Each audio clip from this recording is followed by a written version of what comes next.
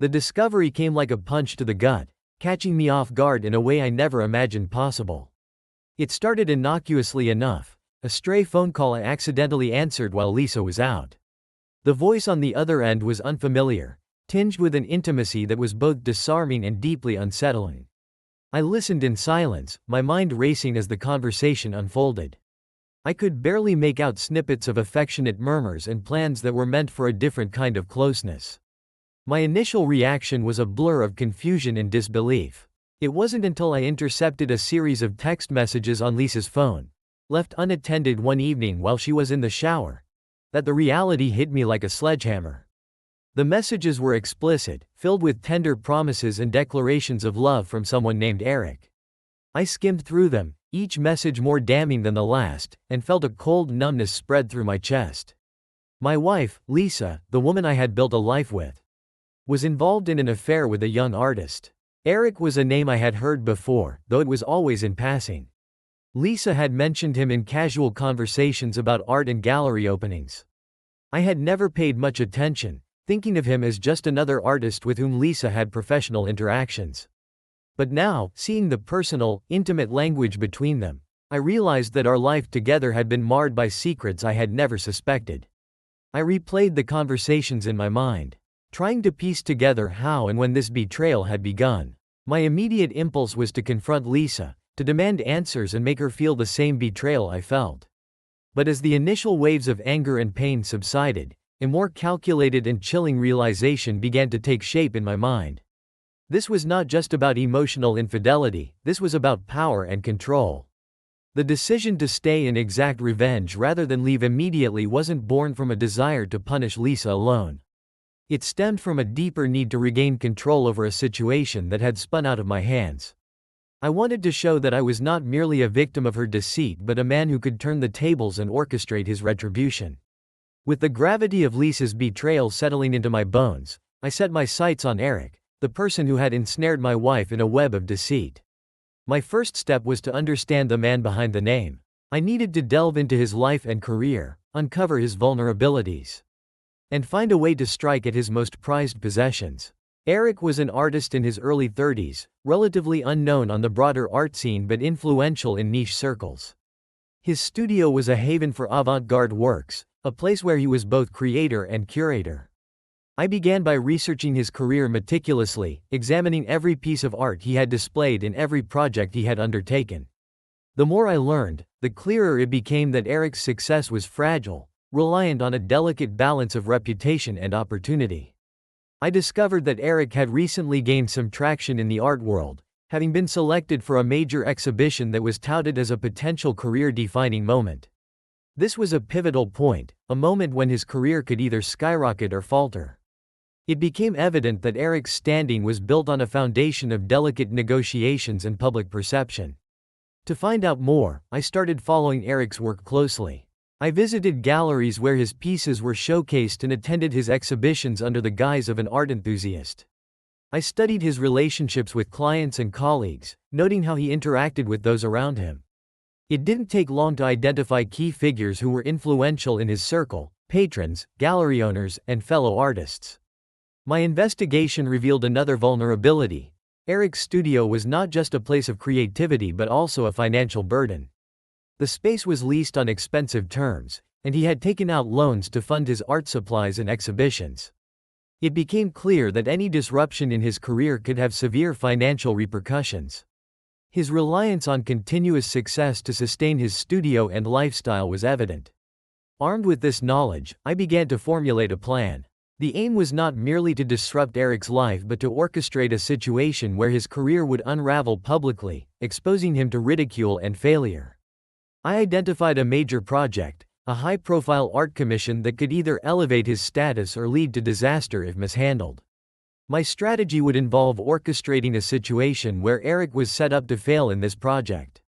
By manipulating elements behind the scenes, I could ensure that his reputation took a significant hit. I would leverage his vulnerabilities, pushing him into a corner from which he could not easily escape.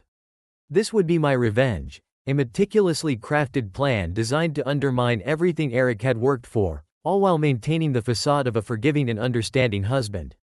The realization that revenge could be so methodical and calculated provided a perverse sense of control.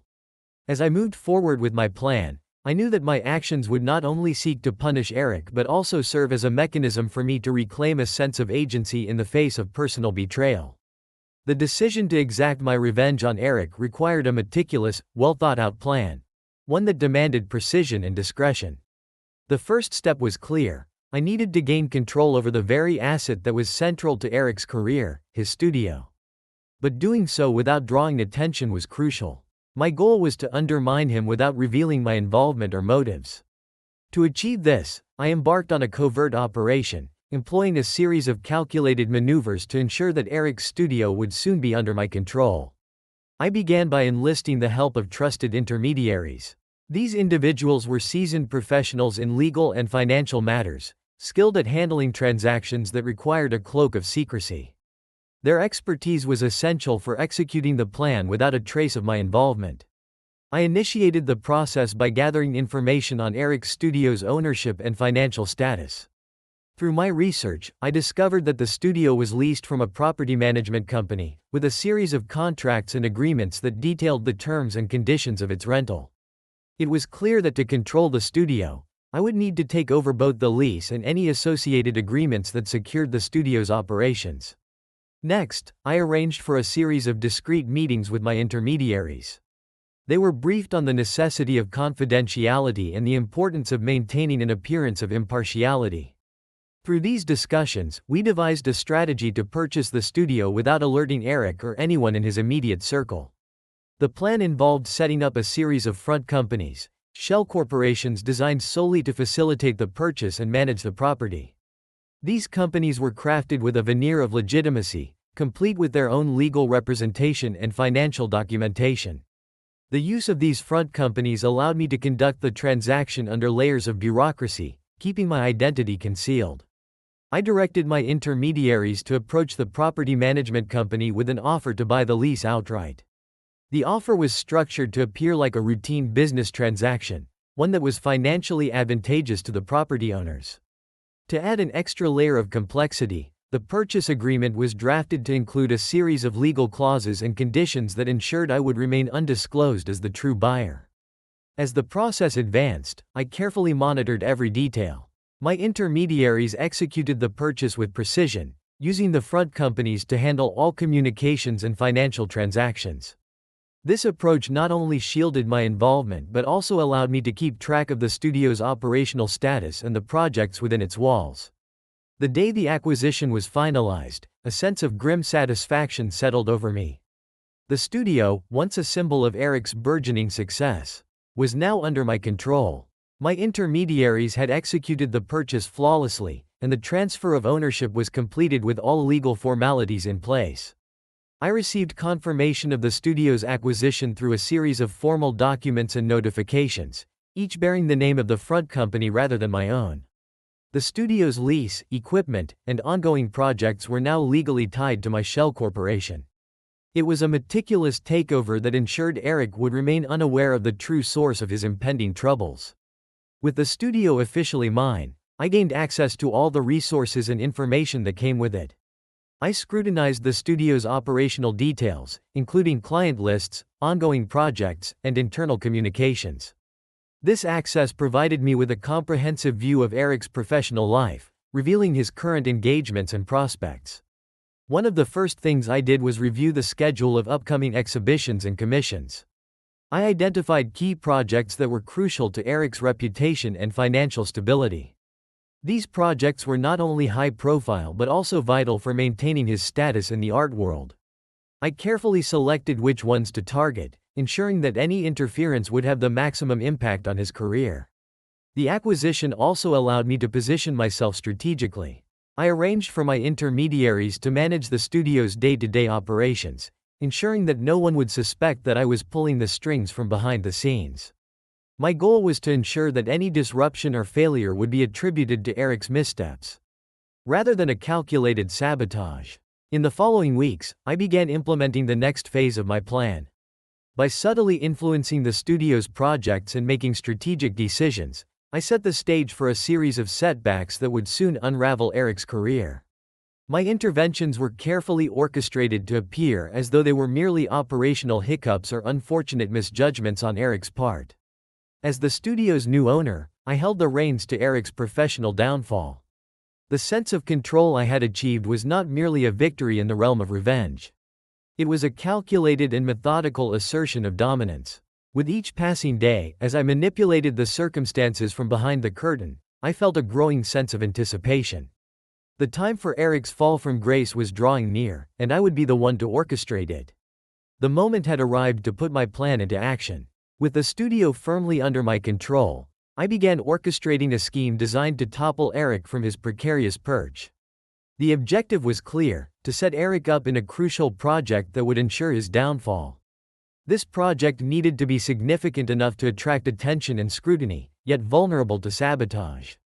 I found the perfect target in an upcoming high-profile commission, a major public installation that was to be unveiled at a prominent art museum. The project was to be a centerpiece of the museum's new exhibition, designed to showcase innovative contemporary art. It was the kind of opportunity that could either propel Eric into the upper echelons of the art world or ruin him entirely if mishandled. The installation was not just a commission, it was a statement piece, the kind of work that defined an artist's career. I started by gaining access to all relevant details about the project. My intermediaries and I combed through the project's requirements, specifications, and deadlines. I ensured that every piece of information was at my disposal, providing a comprehensive understanding of the project's scope and the standards it needed to meet. This allowed me to craft a plan that would subtly manipulate the project's elements in a way that would appear as though Eric had made the mistakes on his own. To set the stage for Eric's failure, I began by introducing minor, seemingly inconsequential errors into the project's specifications. These errors were carefully designed to be overlooked at first but to cause significant issues once the installation was underway. Through my influence over the studio's operations, I ensured that these modifications were made without raising suspicion. Next, I arranged for a series of unforeseen challenges to arise. I fabricated issues with suppliers, creating delays and quality control problems with the materials Eric needed. I made sure that these issues were documented, adding an element of credibility to the notion that the problems were beyond Eric's control. When Eric's team attempted to resolve these problems, they encountered additional obstacles, all subtly orchestrated to ensure maximum disruption. As the installation process progressed, I took steps to subtly influence the public perception of Eric's work. I leaked misinformation to art critics and journalists, suggesting that the project was fraught with technical difficulties and potential controversies.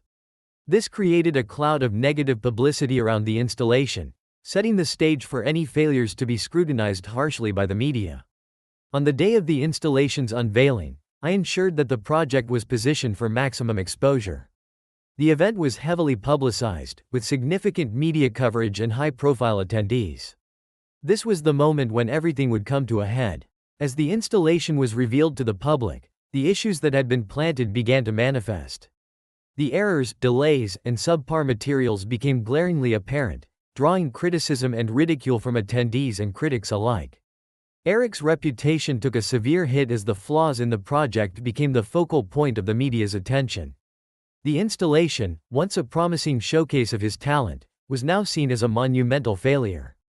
The public's reaction was harsh, and the critics' reviews were scathing.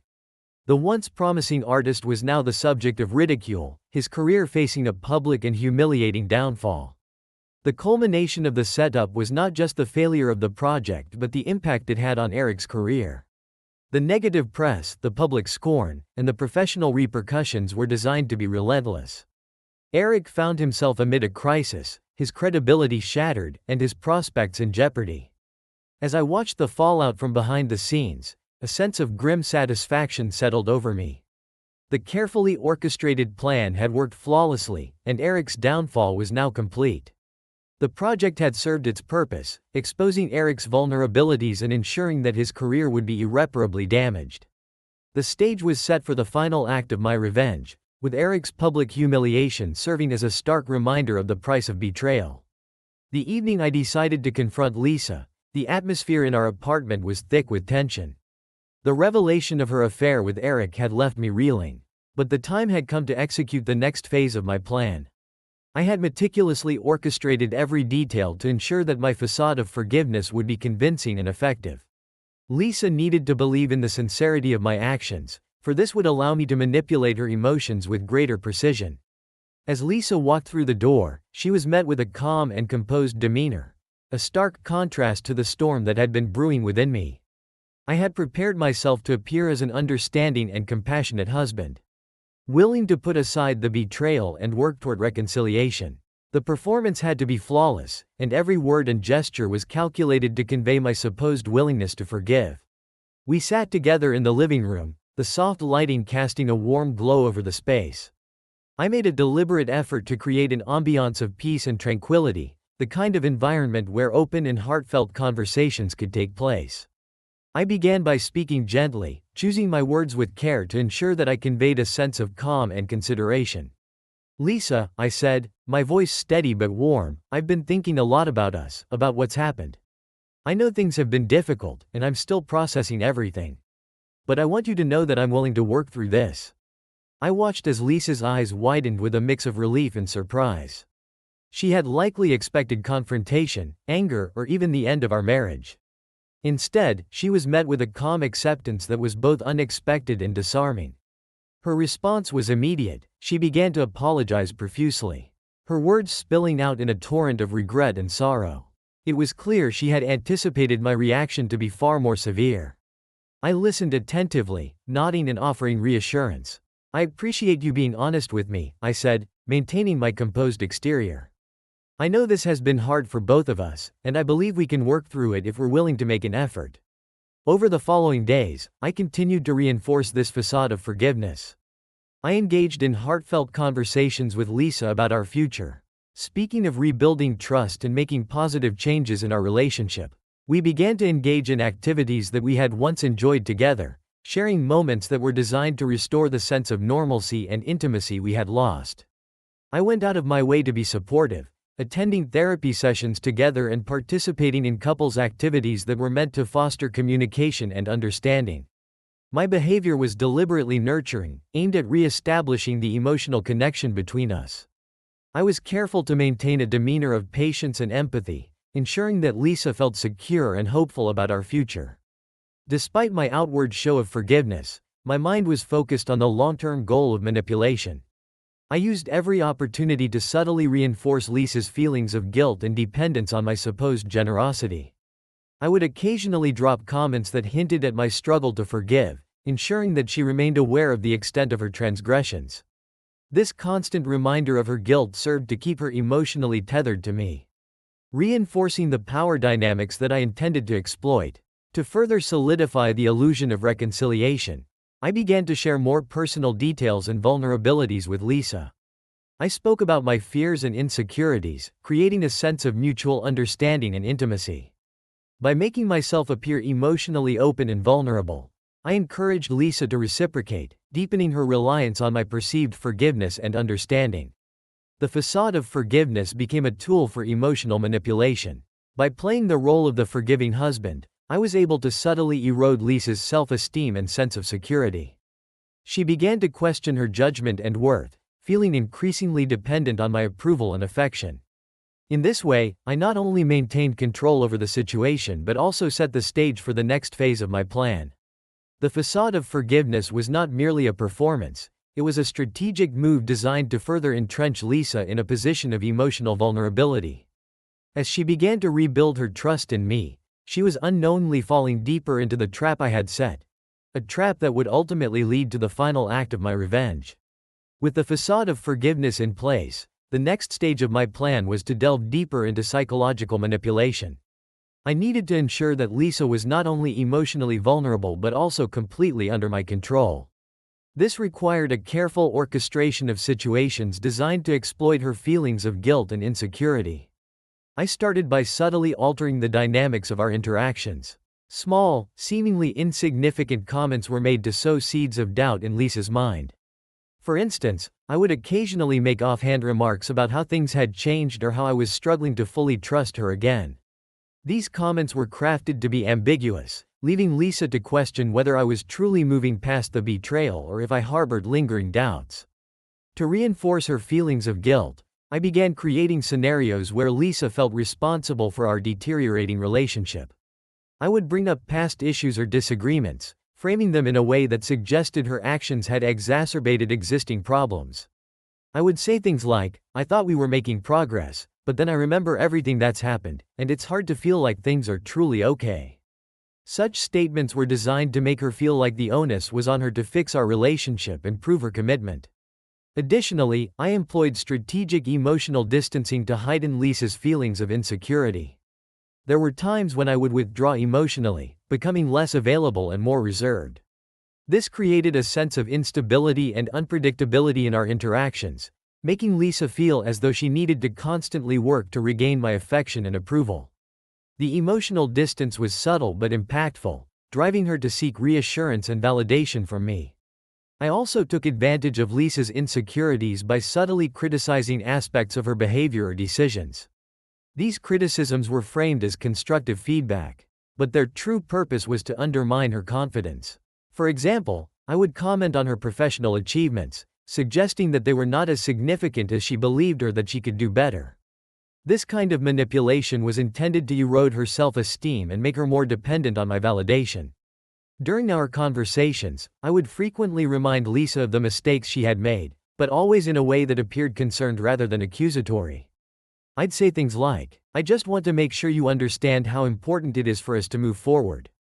We both have to be committed to making this work." By framing these reminders as part of a joint effort to improve our relationship, I was able to keep her focused on her perceived shortcomings and her need to prove herself. As Lisa's feelings of guilt and insecurity deepened, I intensified my efforts to erode her trust. The aim was to make her emotionally dependent on me, ensuring that she felt she had no choice but to cling to the relationship and seek my approval. I began by manipulating her fears and uncertainties, making them more prominent and pervasive. I would strategically introduce scenarios where Lisa's past mistakes or shortcomings were brought into the spotlight, amplifying her fears of failure or inadequacy. For instance, if she had a minor setback at work or a disagreement with a friend, I would seize the opportunity to suggest that these issues were indicative of a larger pattern of failure in her life. In our interactions, I would subtly challenge Lisa's perceptions of our relationship and her role in it. I'd question her decisions or suggest that her priorities were misplaced, creating a sense of confusion and self-doubt. Phrases like, "I just don't understand why you didn't see this coming," or "sometimes I wonder if you're truly committed to making things work," were used to undermine her confidence and provoke introspection. To further manipulate her emotions, I would occasionally employ a tactic of intermittent reinforcement. This involved giving Lisa brief moments of affection or reassurance, only to withdraw them suddenly and unpredictably. This created a psychological rollercoaster effect, where Lisa was constantly striving to regain my approval and affection, never quite certain when or if it would be granted. The unpredictability of my responses kept her in a state of emotional dependency. I also made use of Lisa's fears about the future, framing our relationship as a precarious and fragile entity. I would express concerns about our long-term prospects, suggesting that if we didn't address our issues now, we might face even greater problems later. This tactic served to heighten her sense of urgency and dependency, making her more inclined to cling to the relationship and seek my validation. As Lisa's trust in our relationship began to wane, I subtly positioned myself as the only source of stability and understanding. I would offer support during her moments of doubt, but always in a way that reinforced her dependence on me. By creating a sense of emotional instability and then positioning myself as the solution, I ensured that Lisa's reliance on me grew stronger. The erosion of trust was a deliberate and calculated process. By manipulating Lisa's feelings of guilt, insecurity, and fear, I was able to make her emotionally dependent on me. This created a power dynamic where her need for my approval and affection became all-consuming, leaving her vulnerable and under my control. The days had become increasingly bleak for Lisa. What had once been a hopeful endeavor to rebuild our relationship had now transformed into a living nightmare. The psychological manipulation and emotional games I had played had taken their toll. Lisa's life, once vibrant and full of promise, was now crumbling around her. The realization that she had lost everything began to sink in, and with it came a profound understanding of how deeply she had been used. It started with subtle signs: her unease, her sleepless nights, and her increasingly isolated demeanor. At first, Lisa attributed these changes to the stress of our relationship and the lingering guilt over her past actions. She struggled to maintain her composure, trying to appear as though she was managing to balance her turmoil with the demands of our troubled marriage. But the cracks were becoming more evident, and the facade she had maintained was starting to fracture. Lisa's wake-up call came one evening during a particularly strained conversation. We were sitting in our living room, the air thick with unspoken tension. Lisa had attempted once again to address the state of our relationship, seeking some form of resolution or reassurance. I played my part, offering half-hearted responses and strategically timed emotional distance. It was during this conversation that something shifted in Lisa's demeanor. An underlying realization that had been brewing beneath the surface finally came to light. She began to connect the dots, piecing together the manipulative patterns I had established. It was as if a veil had been lifted, revealing the cold, calculated nature of my actions.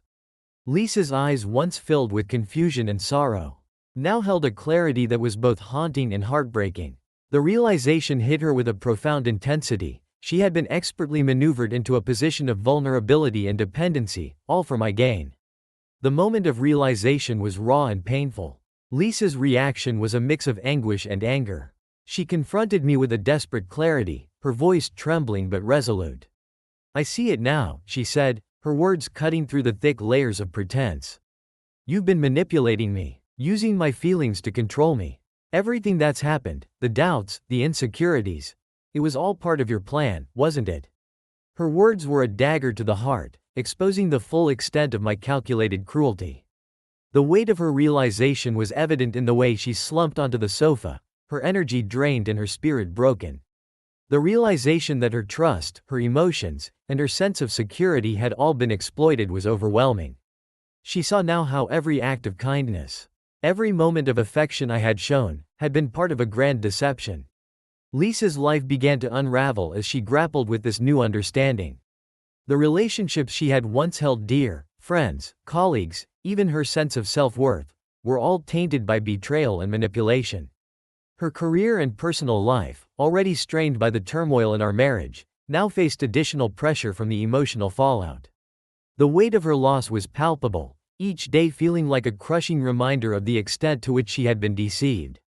As Lisa came to terms with the reality of her situation, she struggled with a profound sense of grief and betrayal. The emotional dependency I had created left her feeling hollow and isolated, unable to trust her judgment or find solace in the relationships she once relied on. The realization that she had been nothing more than a pawn in my scheme was a bitter pill to swallow, leaving her grappling with a profound sense of injustice and personal failure.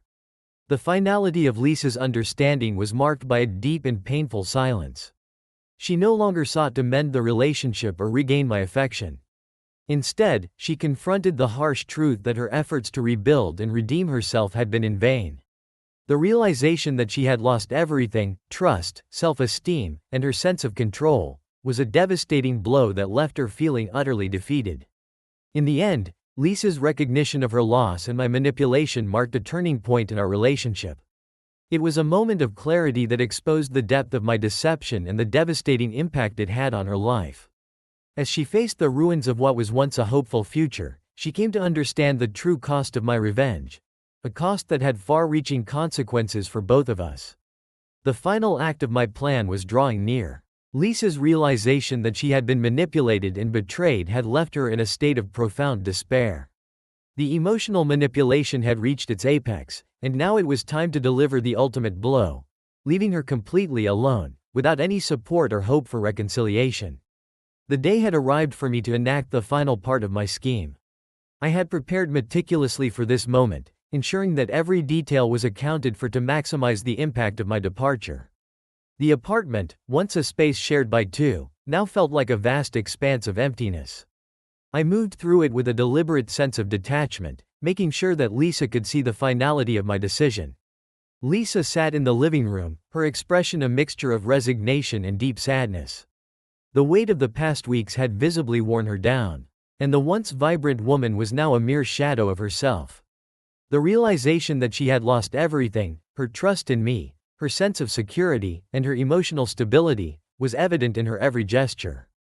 The atmosphere was heavy with the silence of unresolved pain. I approached Lisa with a calm, almost clinical demeanor. There was no room for sentimentality or compassion. I had carefully crafted my parting words to be both clear and unequivocal.